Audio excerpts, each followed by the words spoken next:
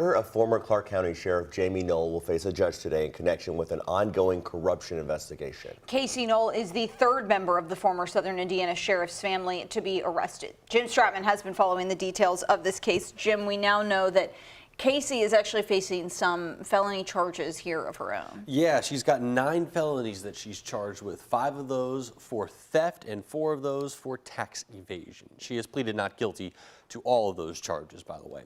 Court documents allege that Casey charged the better part of $100,000 to credit cards from the Utica Volunteer Fire Department between 2019 and 2022.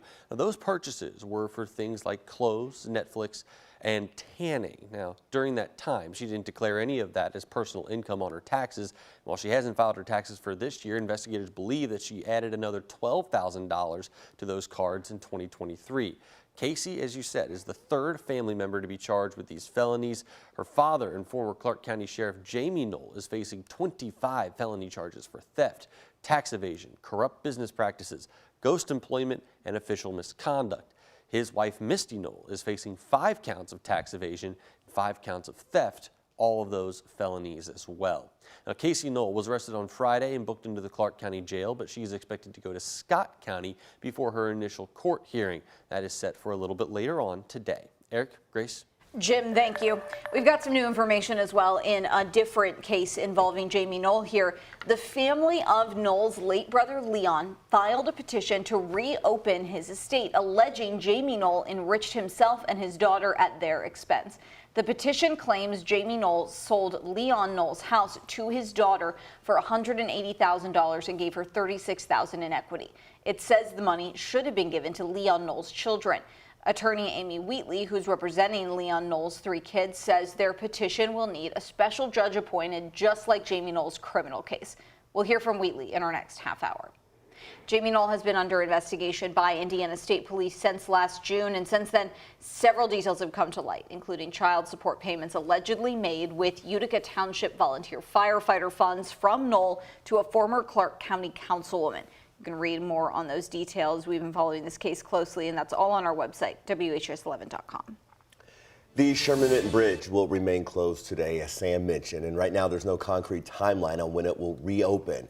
Engineers completed inspections of the upper and lower decks of the bridge yesterday and reported what they call favorable results. The Sherman Minton renewal team says a misalignment in one of the lateral floor beams on the upper deck is to blame.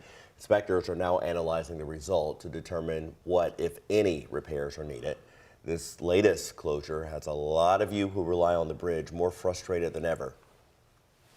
Gut initial feeling is fear, but then you got to calmly reassure yourself that these things happen and it will not be the end of the world, but the bridge will absolutely negatively affect, if it's not open, the downtown as a whole.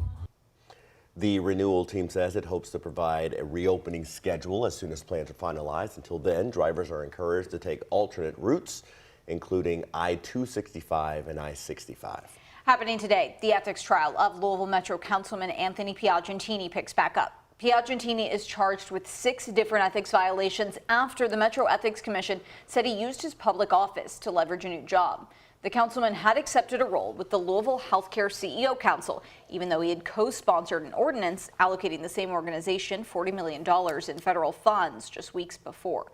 So far, Metro Council has heard from several witnesses, including former Metro Council member Bill Hollander and former Council President and current Deputy Mayor David James.